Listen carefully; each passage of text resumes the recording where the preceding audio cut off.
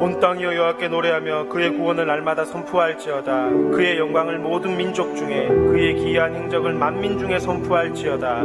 이스라엘아 들으라. 우리 하나님 여호와는 오직 유일한 여호와시니 너는 마음을 다하고 뜻을 다하고 힘을 다하여 내 하나님 여호와를 사랑하라. 아멘. 아멘. 전심으로 하나님 아버지께 찬양을 드립시다.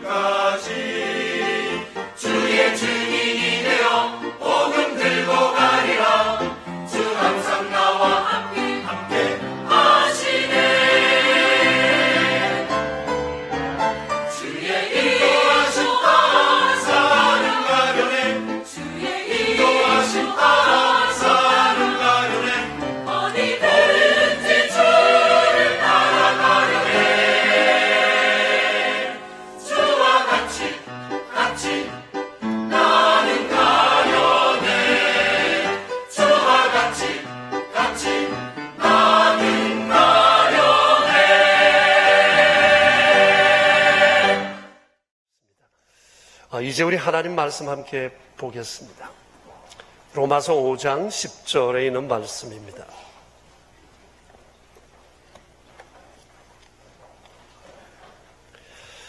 이는 살아계신 하나님의 말씀입니다. 이제 우리 함께 주의 말씀을 읽겠습니다. 곧 우리가 원수 되었을 때 그의 아들의 죽으심으로 말미암아 하나님과 화목하게 되었은즉 화목하게 된 자로서는 더욱 그의 살아나심으로 말미암아 구원을 받을 것이니라. 아멘. 요즘 우리 사회에 아주 못된 풍조가 몇 있습니다. 그 중에 하나가 기독교와 관련된 건데,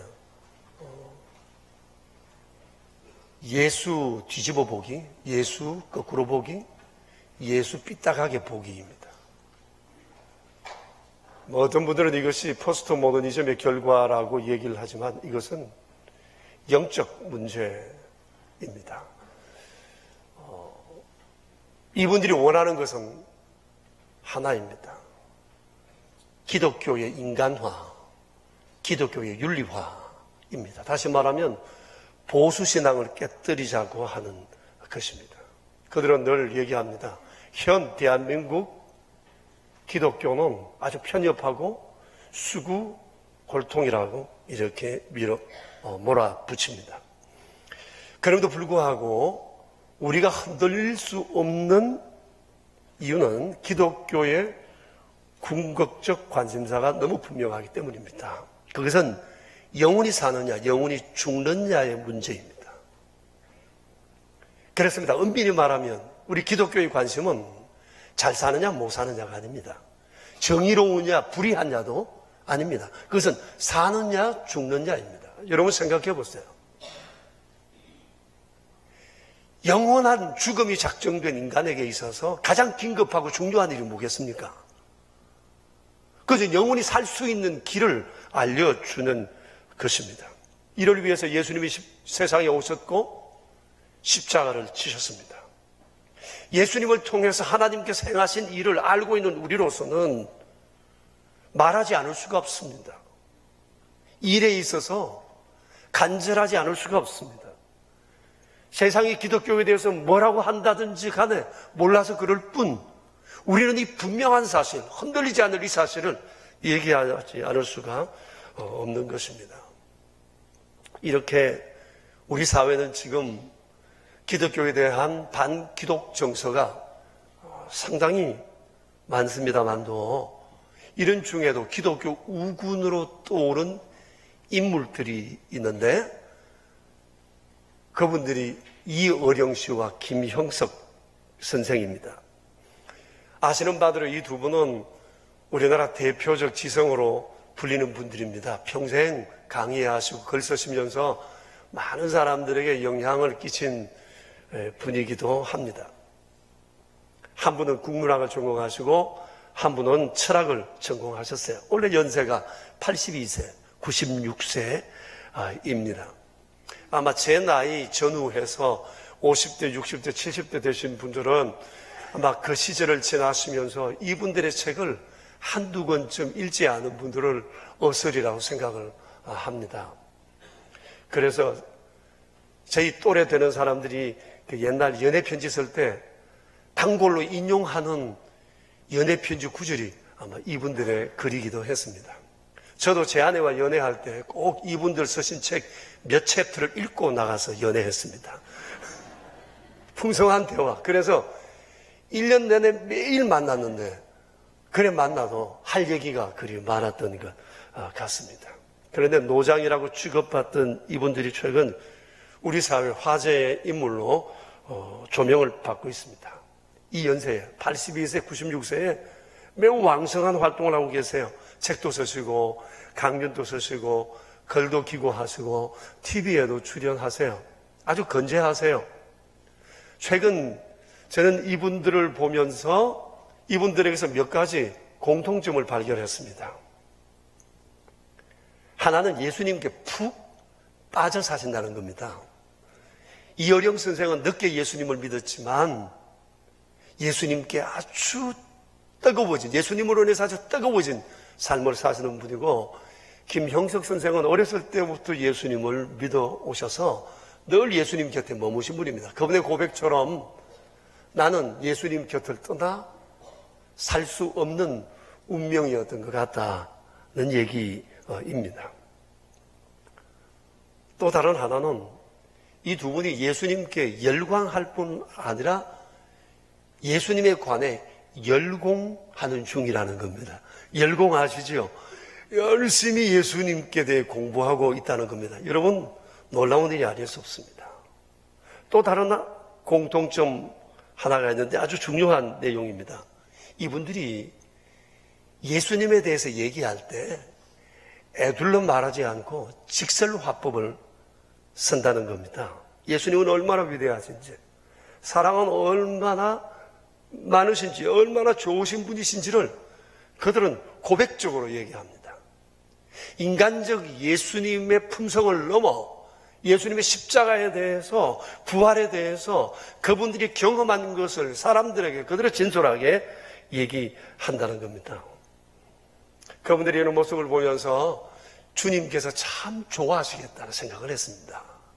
왜냐하면 예수님께서 이런 말씀을 하지 않았습니까? 너희가 누구든지 사람 앞에서 나를 시인하면 나도 하나님 앞에서 그를 시인할 것이고, 누구든지 사람들 앞에서 나를 부인하는 사람은 나도 아버지 앞에서 그를 부인하리라고 말씀했습니다.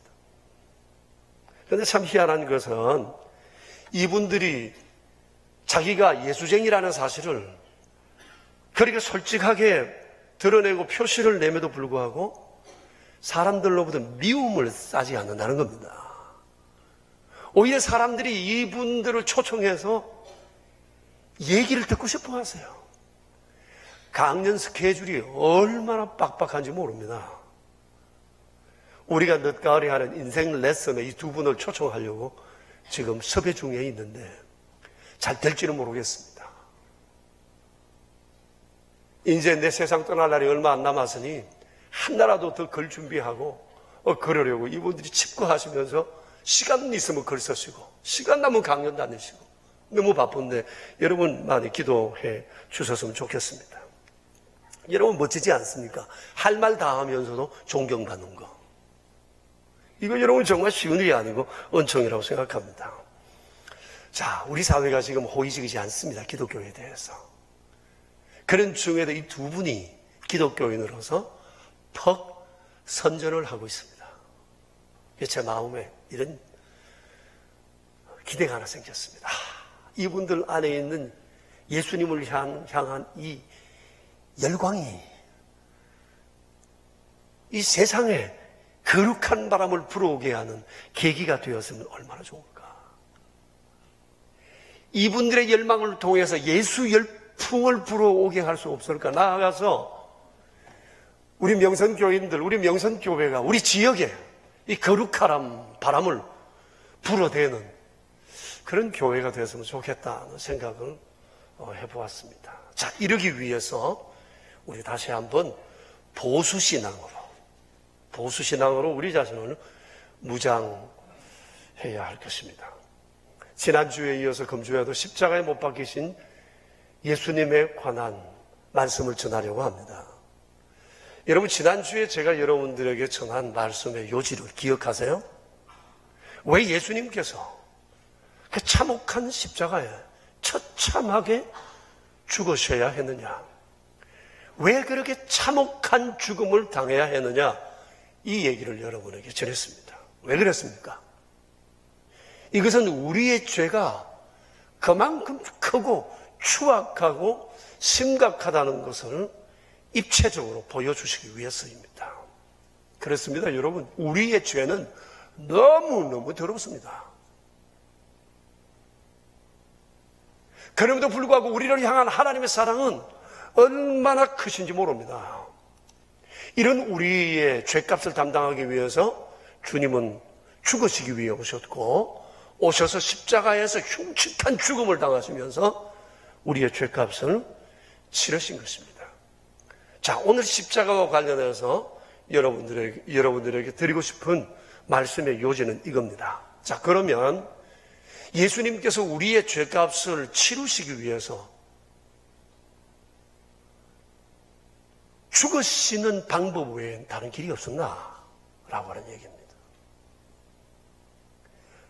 왜 꼭 죽으시는 그 방법을 통해서 죄값을 치르셔야만 하셨느냐는 겁니다. 여러분 어떻게 생각하세요?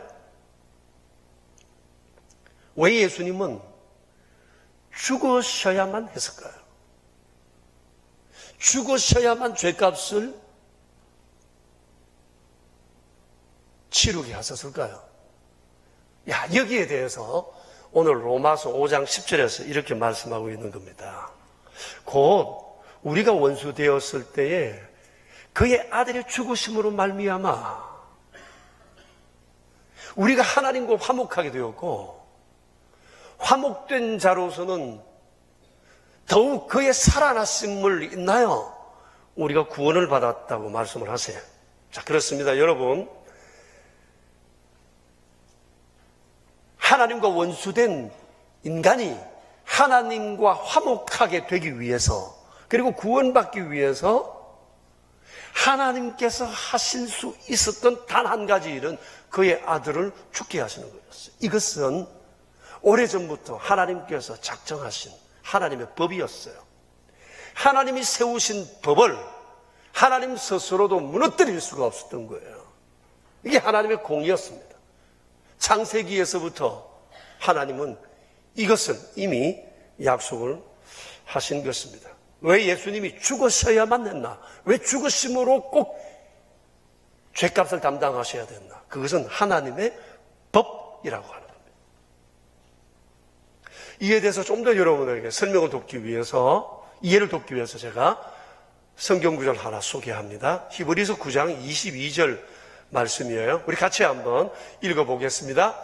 율법을 따라 그의 모든 물건이 피로서 정결하게 되나니 피 흘림이 없은즉 사함이 없느니라. 자, 여러분 이 구절 가운데 율법이라는 단어와 정결이라는 단어를 잘 기억하셔야 됩니다. 이 율법이라고 하는 것은 예수님 오시기 이전 구약 시대 때의 그 구약 시대의 속성이 이 율법이었어요. 율법. 이 율법의 핵심된 내용은 뭐냐? 정결하게 하는 것이었어요. 정결하게 해야 된다는 것은 더럽다는 것, 정결치 못하다는 것, 죄가 있다는 것을 전제로 하고 있습니다. 그래서 정결치 못한 사람은 율법을 따라 반드시 정결하게 되어야만 하나님과 화목하고 구원을 받고 주의 은총 가운데 살아갈 수 있었던 겁니다. 그런데 어떻게 정결하게 되느냐? 단 하나의 길밖에 없습니다. 피로서입니다. 피로서예요. 피로서 정결하게 되어요. 그래서 피 흘림이 없이는 사하심이 없다고 그랬어요. 피 흘린다는 것은 죽는다는 것을 의미하고 있는 것입니다. 그래서 피 흘리셔야 됐습니다. 피를 흘림으로 죄사함을 받고 정결하게 되는 것이 하나님이 세우신 만고불변의 진리였습니다. 자, 이것을 보여주는 아주 대표적인 사건이 하나 있는데 그것이 바로 유월절입니다. 유월절이 제정된 배경을 제가 여러분에게 말씀드려야 할 것 같습니다. 출애굽기 11장, 12장, 13장에 이 유월절에 관한 말씀이 기록되어 있습니다. 당시 하나님의 백성들은 애굽에서 종살이를 하고 있었습니다. 그러던 어느 날 하나님께서 이들이 너무 고생스러워 하니까 애굽에서 구출을 해내어야 되겠다고 작정을 하시고 모세를 애굽 왕 바로에게 보내셨습니다. 이 하나님의 뜻을 전하기 위해서였습니다. 이 얘기를 들었던 바로 왕이 아주 펄쩍 뛰고 하나님께 강력하게 저항을 합니다. 그럴 수밖에요. 여러분 400년이 넘도록 이 사람들을 노예처럼 부려먹지 않았습니까? 20세 이상 된 장정만 60만입니다. 그런데 하루아침에 노동력 60만 명이 사라진다고 생각해 보세요. 지금까지 이들은 거의 착취 수준이었습니다. 최소한의 먹을 것만 주고 이들의 노동력을 착취했던 겁니다. 이들을 통해서 피라미드도 만들고 그리고 성도 만들고 이랬는데 이들이 하루아침에 사라진다고 생각해 보세요. 사회적 구조, 경제적 상황에 큰 위태한 어려움이 생길 수도 있습니다. 그런데 하나님께서 이들을 다 내보내라고 했으니 바로 입장에서는 기가 막히지 않을 수가 없었습니다. 그래서 바로의 저항은 대단했습니다. 그의 저항이 예상외로 강하게 되자 하나님께서 바로와 애굽을 응징하시기로 결정을 하셨습니다. 그때 내리신 것이 그 유명한 10가지 재앙입니다. 어느 날 아침에 일어나 보았더니 애굽 온 천지 물이 피로 다 변해 있었습니다. 나일강도 못도 운하도 집의 물통도 받아놓은 그릇의 물도 다 피로 변해 있었던 겁니다. 그러면서 나일강의 고기들이 막 죽어갑니다. 썩은 냄새가 진동합니다. 이러기를 일주일 동안 갔습니다. 백성들은 아우성입니다. 일주일 지나자 바로가 항복합니다. 여러분, 물 먹지 못한 지 일주일, 피물을 먹으면서 일주일을 버텼다고 하면서 그의 마음이 얼마나 강팍했는지를 우리에게 잘 보여주고 있습니다. 항복하자 하나님께서 그것을 풀어주시자 다시 정상으로 돌아갔습니다. 상황이 좋아지게 되자 이 사람이 또 마음이 강팍했습니다. 그러자 하나님께서는 이제 애굽 전역에 개구리가 덕실덕실하게 했습니다. 왕궁에도 침실에도 상에도 집안에도 막 온 천지가 개구리판이었습니다. 이런 상황 속에서 개구리가 죽어 자빠져 썩어지는 냄새, 진동하는 이런 상황 속에 또 바로로 손을 듭니다. 이제 내가 하나님 말씀대로 다 내보내겠다. 상황이 좋아지면 또 강팍해집니다. 이러기를 9차례나 계속됩니다.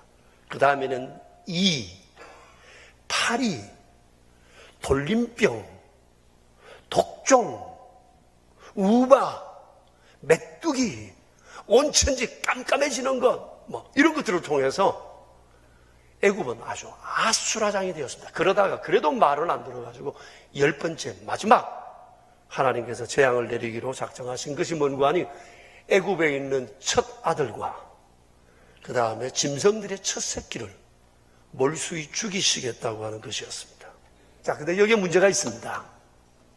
하나님께서 사랑하시는 하나님의 백성들도 지금 애굽 땅에 같이 살고 있기 때문에 이 땅에 사는 사람은 누구나가 이 재앙을 당할 수밖에 없어서 이 화가 이스라엘 사람들에게도 미칠 수밖에 없었습니다. 그래서 하나님께서는 이 재앙을 피할 수 있는 방법을 모세를 통해 이스라엘 백성들에게 알려주었습니다.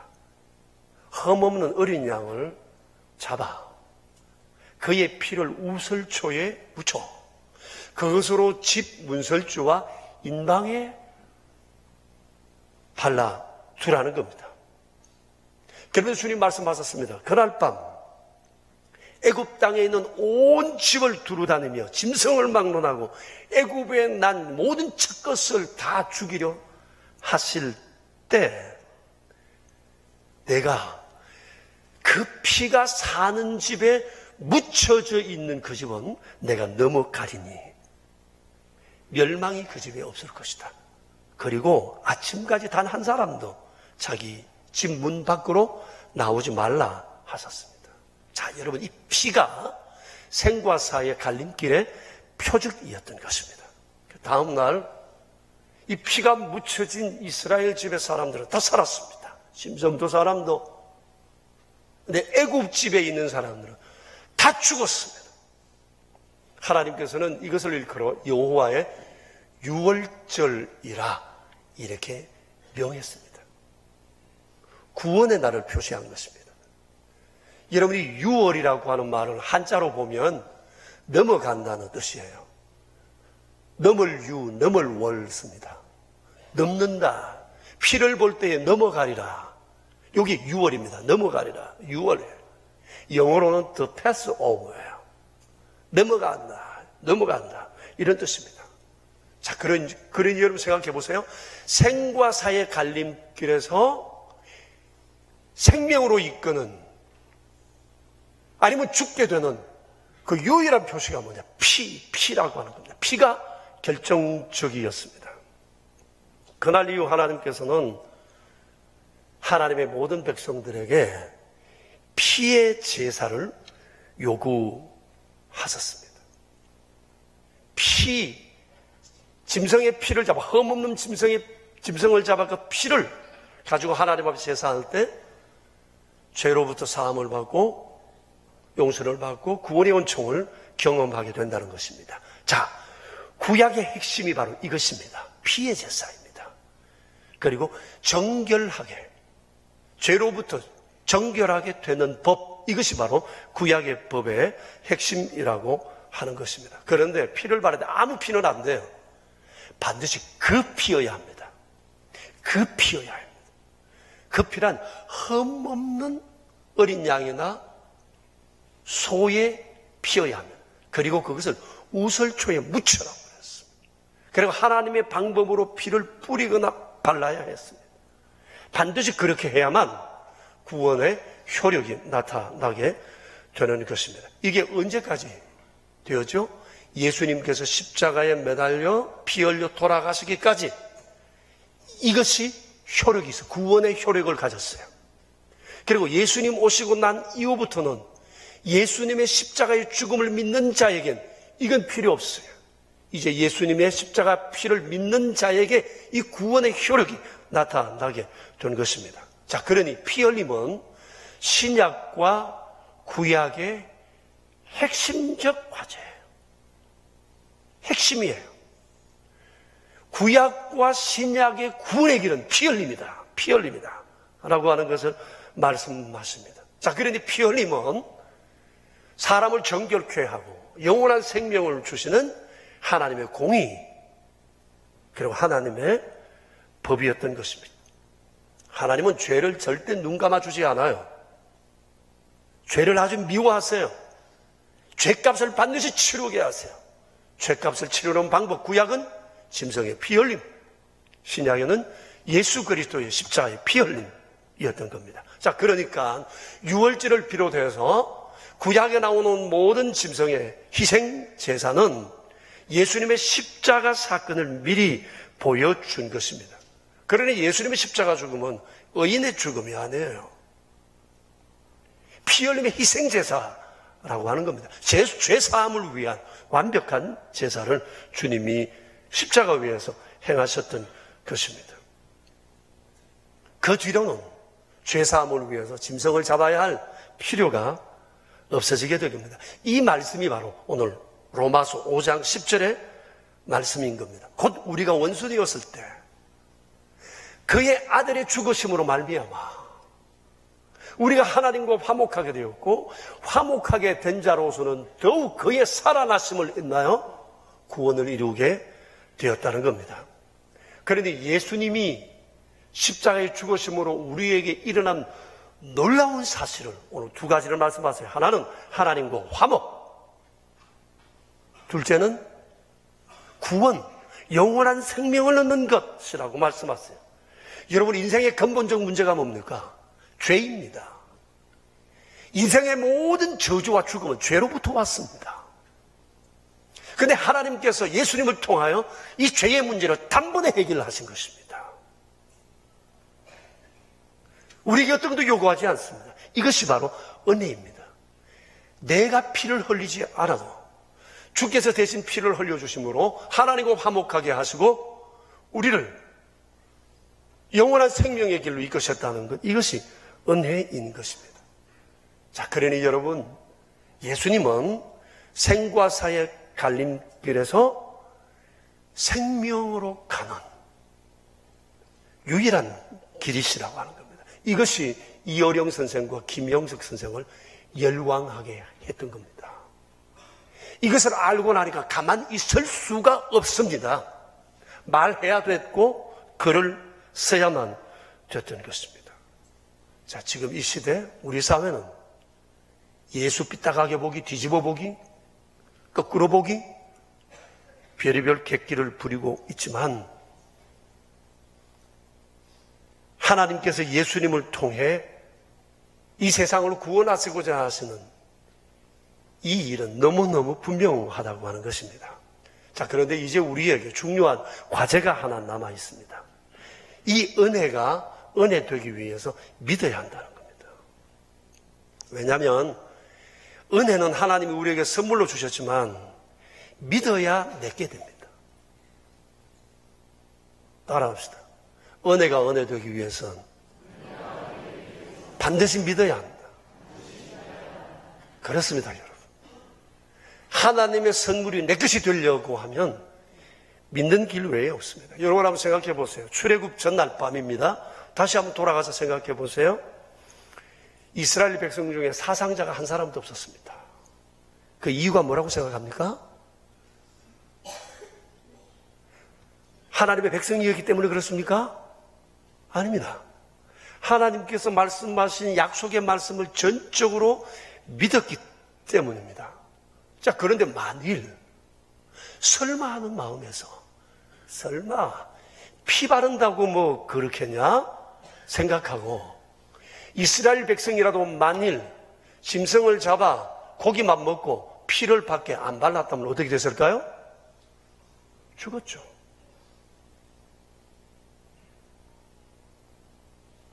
어떤 사람이 고기도 어린 양 잡아가지고 피는 다 발라 놨는데 이거 어떻게 되나 생각하고 문 열고 밖으로 나가 어슬렁거렸다면 그 사람도 적사했겠죠.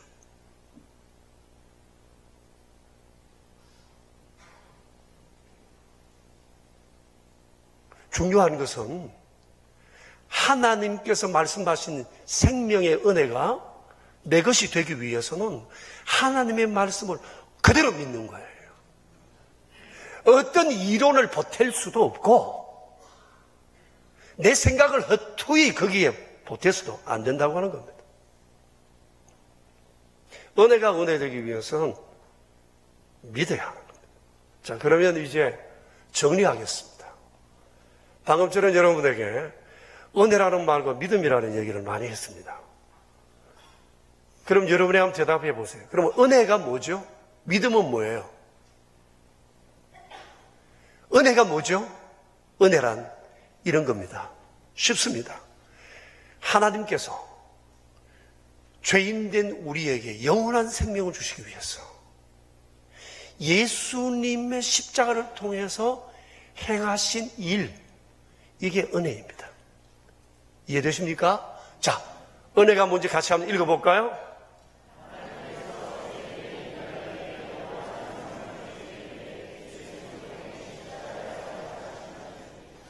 예, 이게 은혜예요. 이게 은혜. 이걸 알아야 돼요. 이거 모르면 예수 믿는 사람 아닙니다. 그러면 믿음은 뭐예요?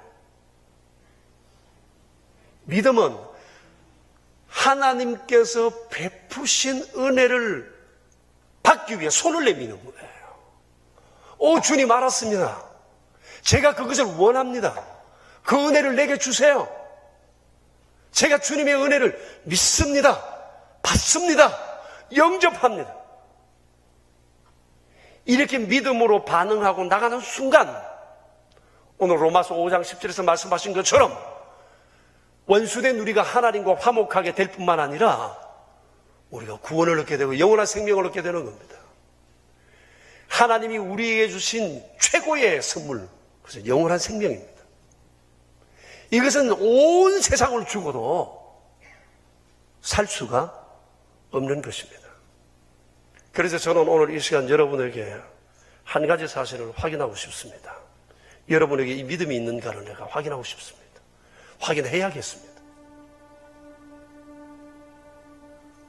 영성교인 된 사람 한 사람도 지옥으로 가게 할 수 없기 때문입니다. 여러분들 중에서는 하나님의 은혜를 믿음으로 받아 이미 생명의 길에 들어서신 분도 계시고, 어떤 분은 교회는 나오지만 알기는 하지만 성경책은 왔다 갔다 가지고 다니지만 아직까지 믿지 못해서 생명의 길로 들어서지 못한 분들이 계실 것입니다. 제가 이 시간 묻겠습니다. 대답해 주세요. 하나님이 우리에게 그리스도를 통해서 주신 이 은혜를 믿으시는 분은 크게 아멘 합시다.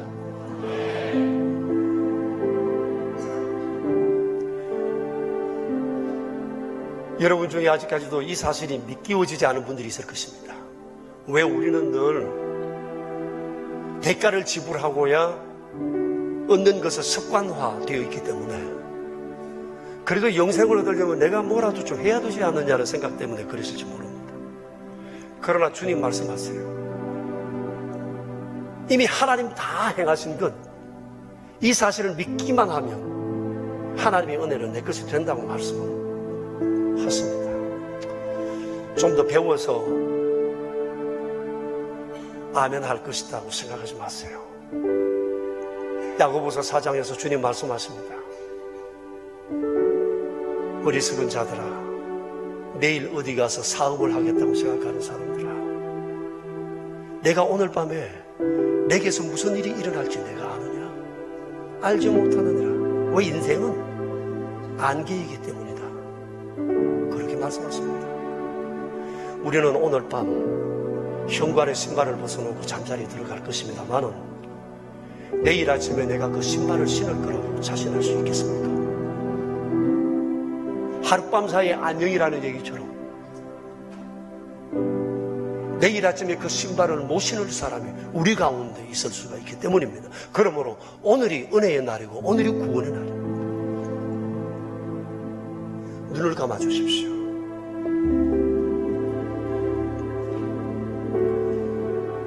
예수님, 나는 주님의 은혜를 이미 믿음으로 받았습니다 라고 생각하는 분은 조용히 한 손만 들어주시기 바랍니다.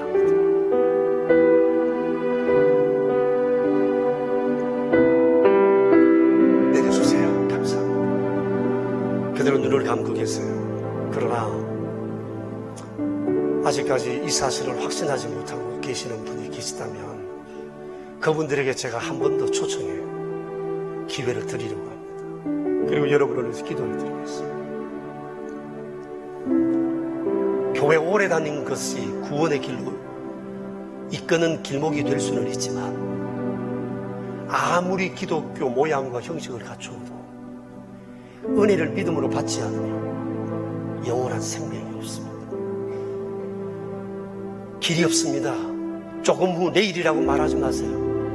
오늘이 은혜의 날이요 구원의 날입니다. 주님, 아무것도 한 일 없지만 하나님의 원수 같은 존재이지만 내 이 시간 주께서 날 위하여 십자가에서 피 흘리시고 하나님과 화목케 하시고 내게 구원을 주시겠다는 이 사실을 주님, 자격 없으나 난 이제 믿겠습니다 라고 생각하십니다. 좀 전에 손 들지 않는 분들 가운데 그런 분이 계시면 이 시간 손을 들어주시기 바랍니다. 고맙습니다. 손 들고 계세요. 제가 여러분을 기도해드리겠습니다. 내일이라고 말하지 마세요. 정말 내가 구원을 얻기를 원합니다. 오늘 이 시간 내가 구원을 받기를 원합니다 라고 생각하시는 분 손 들어보십시오. 감사합니다. 고맙습니다. 그러면 나는 그리스도의 은혜를 믿습니다라고 생각하는 사람은 모두 다 손 들어주시기 바랍니다. 손 드신 채로 제가 기도하겠습니다. 주님, 주께서 저희들에게 행하신 이 놀라운 일들을 감사하며 기뻐하며 손을 높이 쳐던 우리 명선의 가족들을 보세요. 세상 그 누구도 할 수 없었던 이 놀라운 일들을 행하신 하나님의 이름을 높이 찬양하며 이제는 주님을 세상에 증거하기를 원하는 명선 가족들이 든 손을 도와주세요.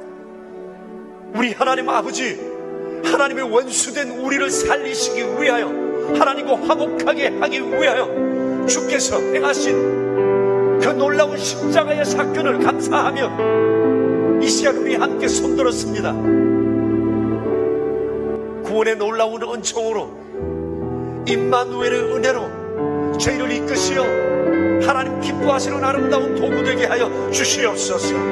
세상은 지금 반기독교적인 정수가 많고 예수 뒤집어 보기, 거꾸로 보기, 삐딱하게 보기가 유행이 된 듯 보이나 그럼에도 불구하고 이 분명한 사실을 아는 우리는 말하지 않을 수가 없고 고백하지 않을 수가 없고 손들어 외치지 않을 수가 없어. 오 주여, 우리에게 주시는 놀라우신 은총을 믿음의 눈으로 바라보며 이제 세상에 담대히 전하는 자들이 되게 하여 주시옵소서. 우리 구주 예수 그리스도 이름으로 기도합니다. 할렐루야. 거룩하신 아버지 하나님, 그리스도 우리 주님 안에서 하나님께서 행하시는 놀라운 일들을 감사하며 찬양합니다.